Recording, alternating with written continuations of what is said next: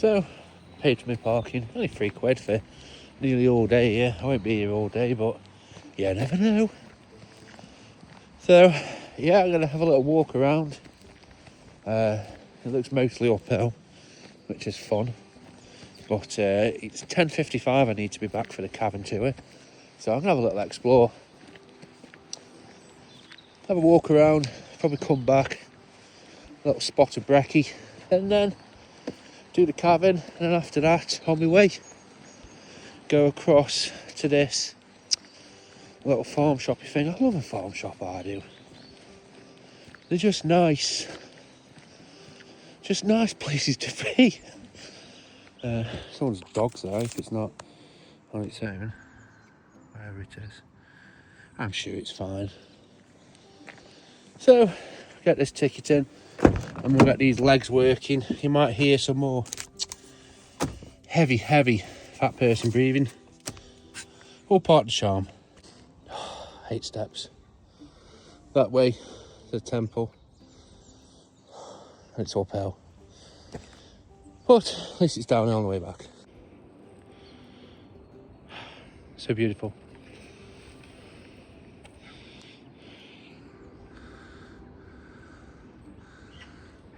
Feel she's judging me. But no, have a nice walk. Hoping to get to Solomon's Temple, wherever that is. It said follow the yellow route. Who knows? All part of fun. So, nearly there. It's just there. I think this is what they call a folly. And I think a folly, if I'm right, is what rich people would build on the land to imitate a castle. I could be wrong. So, anyway, let's just, carry on.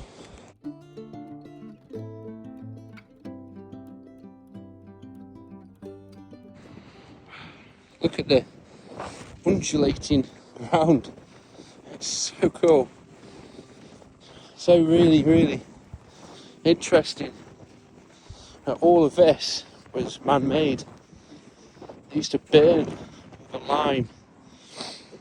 So they'd mine it, and they'd put coal in it, wood and shit, and burn it to make, I think it was used in agricultural feeds and fertiliser, but I'm sure that's where they used to,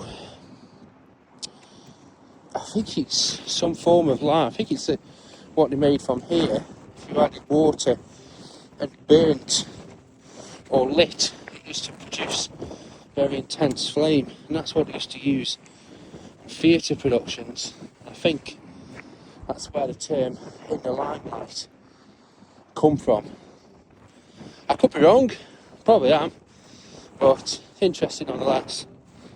So, carry on. Oh, so I made it. Sweet Jesus, I was going to need oxygen. One more set of stairs. Hopefully, the juice is worth a squeeze.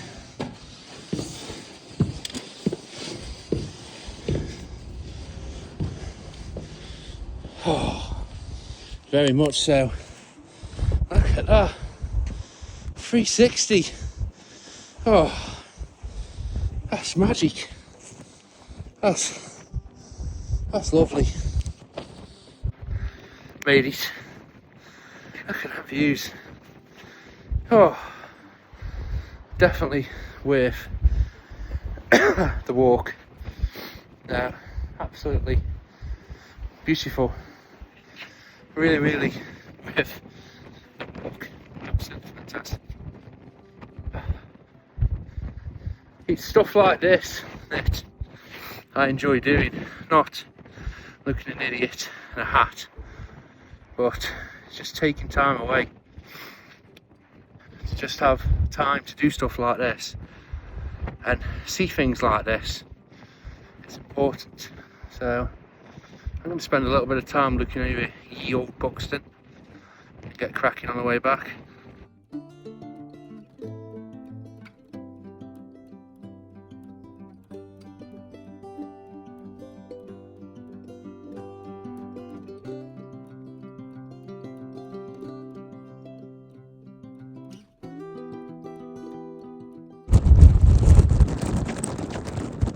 in the time of his life.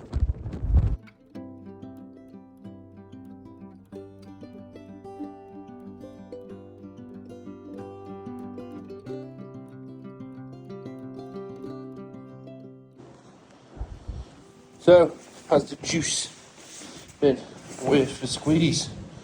I'll let you guys decide. Very tricky staircase, I don't want to get a broken ankle. Oh, peace. I think it has, guys. Well worth the walk. So, I'm walking Gary. All of these undulating hills are from man-made. They're from the shite that they dug down there and threw up here. These are just huge waste piles. And it makes me think, what, this is from like the 18th century, like, what from our lifetime is going to be replicated in this sort of fashion? I know they build houses on landfills, but you get what I mean. This is just beautiful. It's grassed over and it's, an important ecosystem now. But what will we create that we'll leave behind with a sort of reminder like this?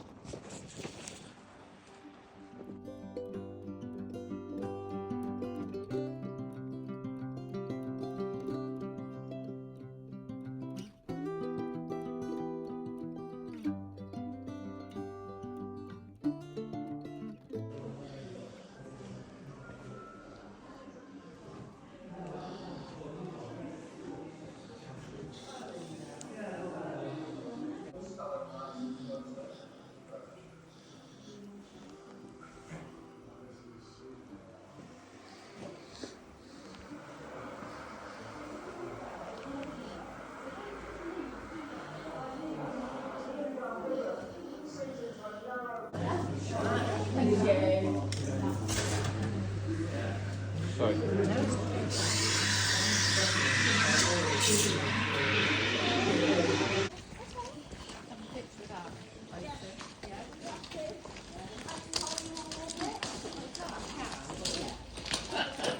All this was once for water, also bringing down with it rock, debris, silt, mud. And that was gradually getting blocked up around this area. This caused the waters to build up. As they built up, they formed a huge waterfall. And now the conservatives are restored. We can plainly see how the water spun around, eroding the rock away over many thousands of years, and eventually forming the dome with that. Now, unfortunately, the waters didn't break the surface. We actually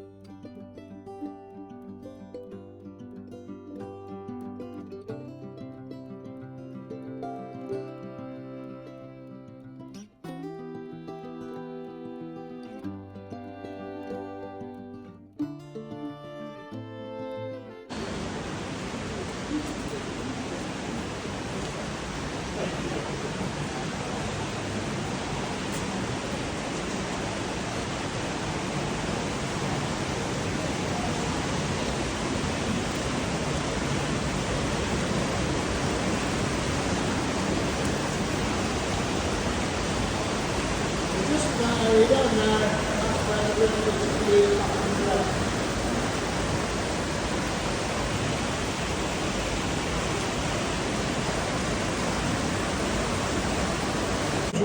Which it has formed also quite natural. Now, as I said, the water very slightly acidic, that's how it formed it. What's also helped formed it is what it's known for is constant drip. It never ever dries up. Now, the drip of water obviously comes from above. Yeah. This at one time was a stalactite, but somehow it has become.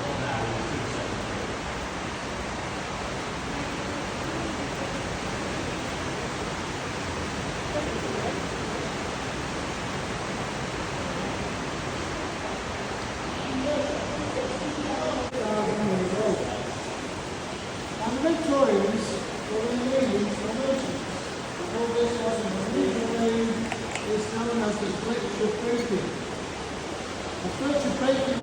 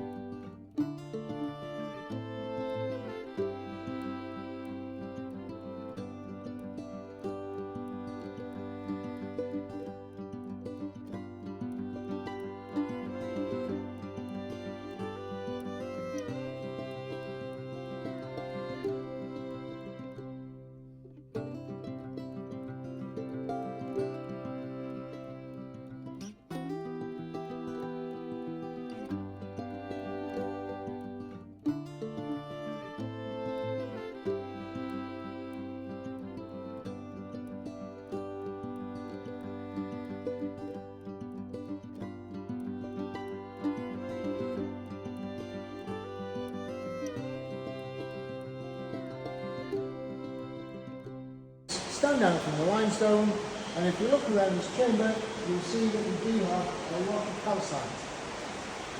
Now this chamber is very unique because years ago all the woods that are newer borders went there.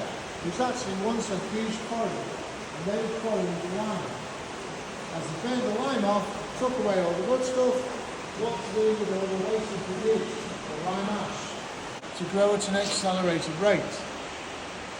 He catches the top of the wedding cake over there, which is why it's filled itself in so very quickly. But it also helps form these rather unusual stalagmites. They are very unique to this chamber. So this chamber then,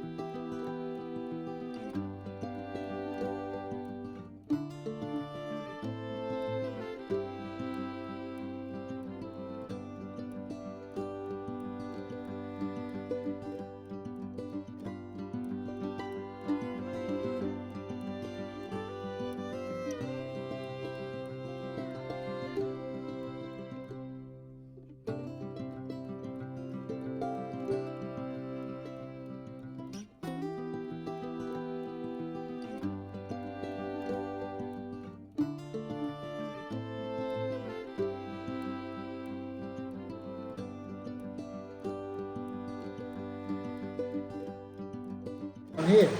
They're like a big X-ray, if you like. Several of them took place. On the seventh one, it gave up its secrets. So it was named Seventh Heaven. And what it showed us is there is another chamber behind there, similar to what we've just walked through. So if you go on the Pulscoven website, look for Seventh Heaven.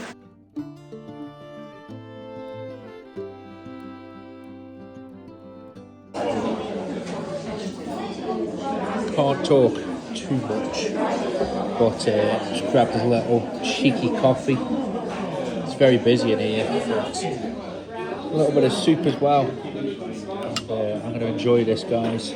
Really am. I'm looking forward to this.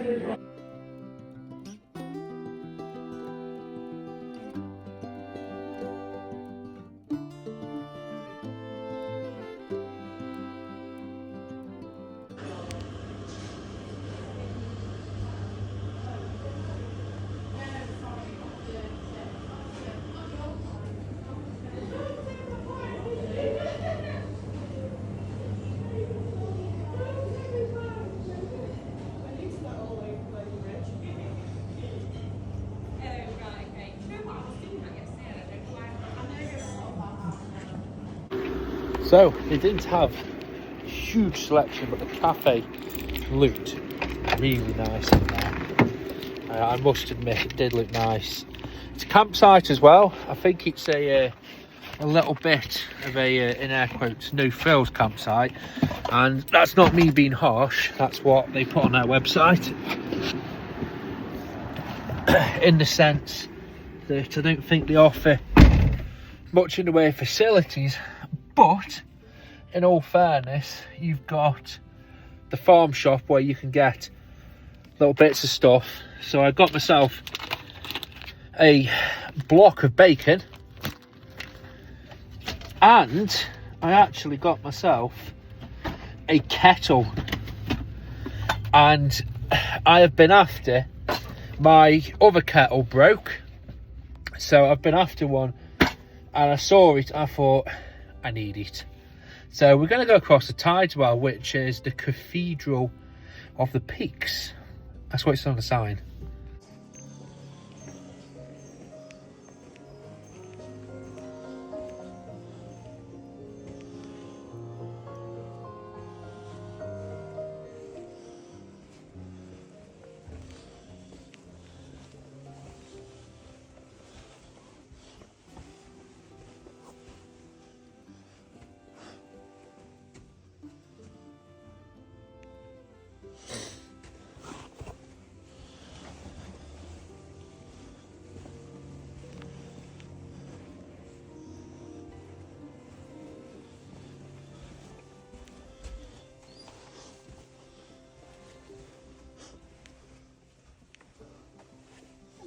Hello, Diane, you right?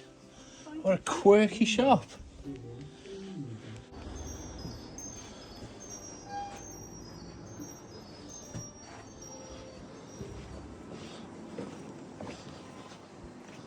So that was that building here, and that is a well worth having a little walk around in there, I'm telling you.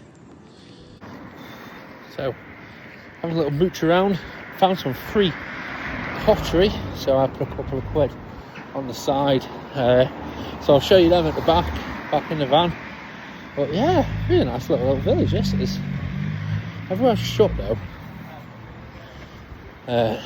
You know, but anyway, it is what it is.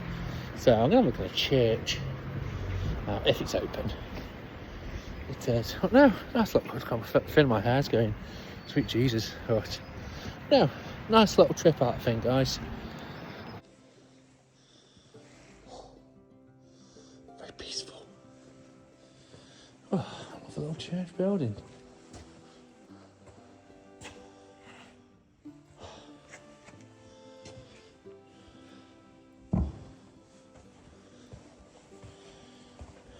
Look at the heating.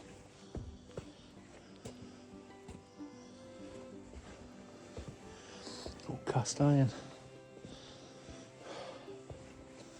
It's still cold as fuck in here now. Oh, a really nice little building.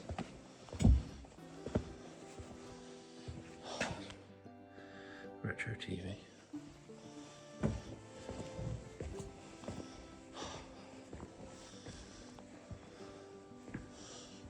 So cold in here.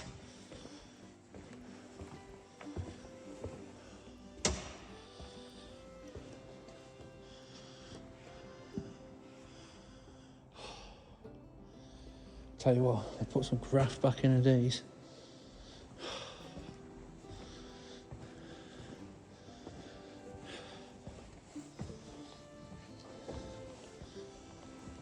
Really nice.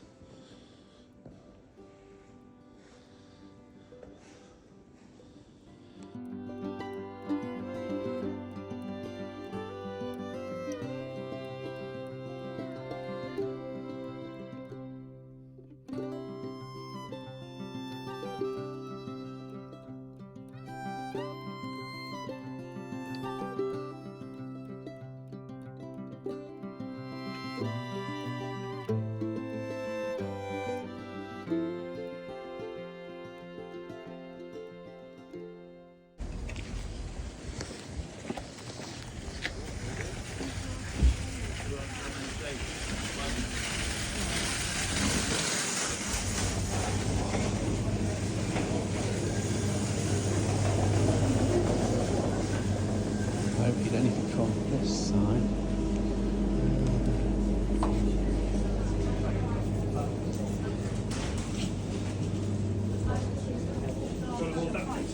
Oh, stunning.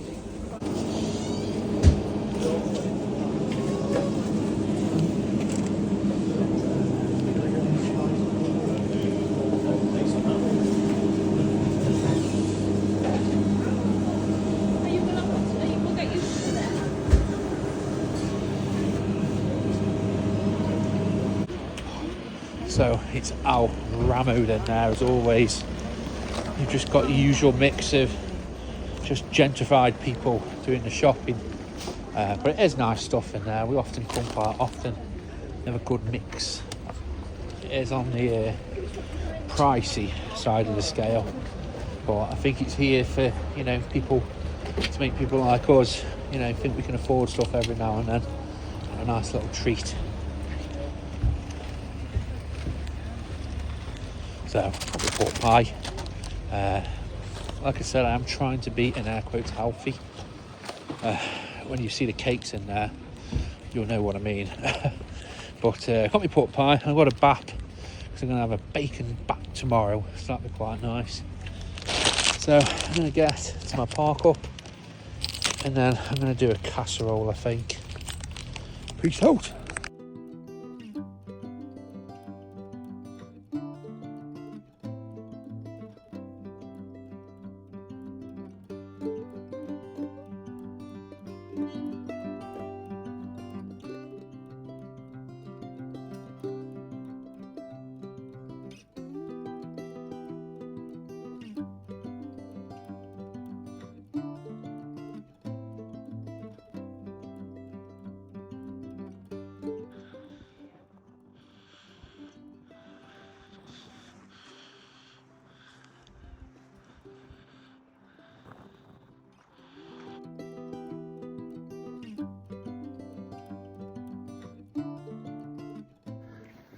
So we're at Magpie Mine, and again another area of industrialisation.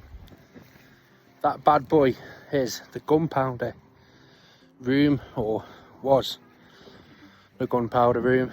Note just how far it is away from the rest of the dwellings. I can imagine what was in there you wouldn't want blowing up. So I'll turn you around. So that's Magpie Mine.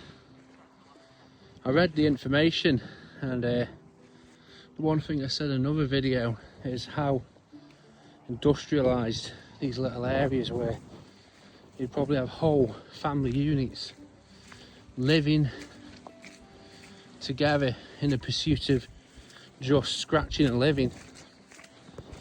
And I always used to think about how people would sort of cope living around here, because it very much is, you know, in the middle of nowhere. But I suppose looks interesting. I don't think I'll be going in there. But I suppose back then you'd have whole family pods, you know, a few generations maybe living around here, and there wasn't what there was now, you know, no convenience, no pubs or restaurants or cinemas, you know. So what was the point in travelling? They'd probably get themselves settled here, and then a once a week trip out, that'd do them, if maybe they were lucky.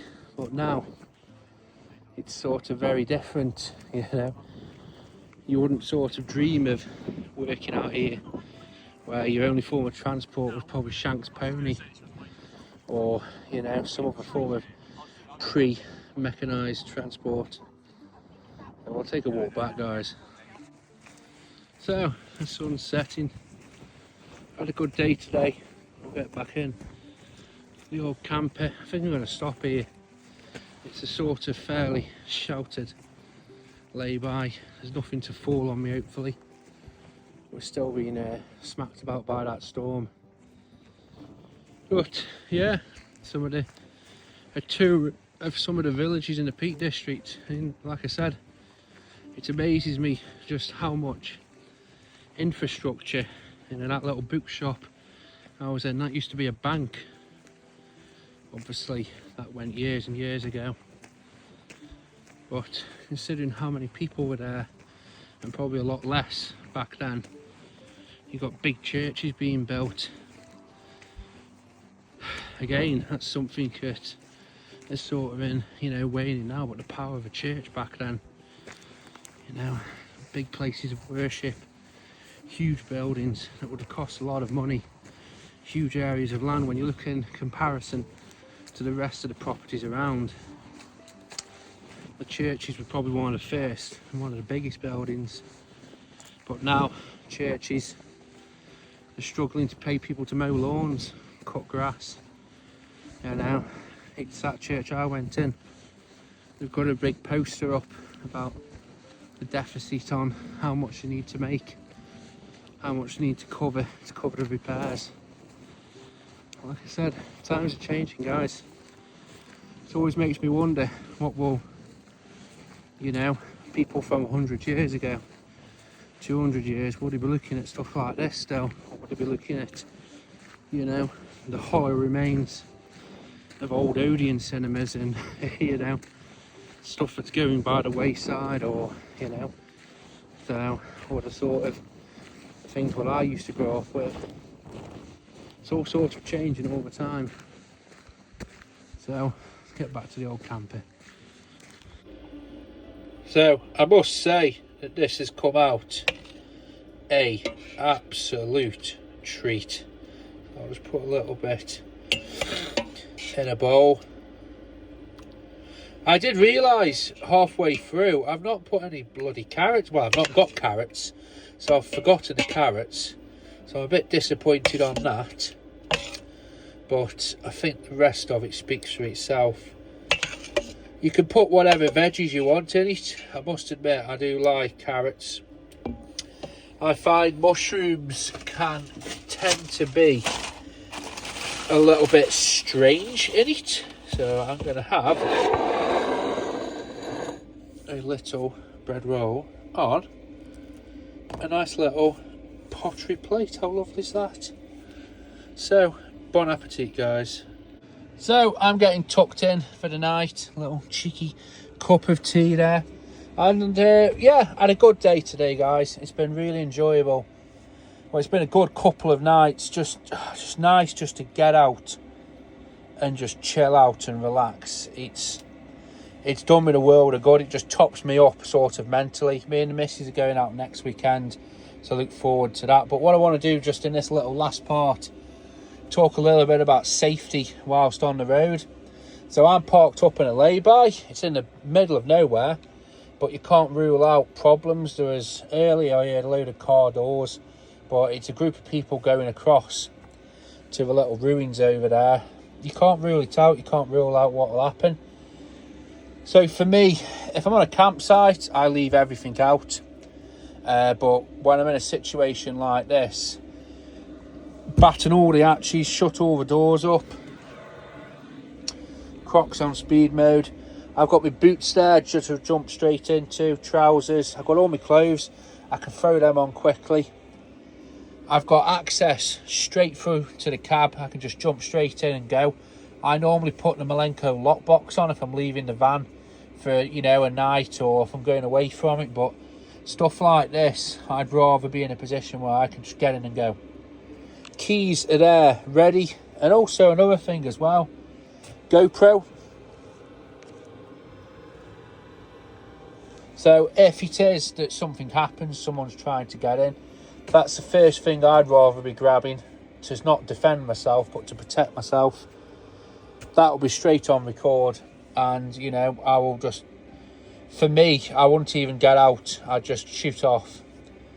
You hear all these horror stories of people getting kickings and stabbings over, you know, trying to defend the property, or even worse, when they try and defend their property and they injure the person, and then it ends up them being in a problem situation. I just don't want that. I'd much rather shoot off and go and let the authorities deal with it. That's why we've got insurance at the end of the day, guys. So thanks for watching. I hope this has been an enjoyable little episode. Have a good day now, guys.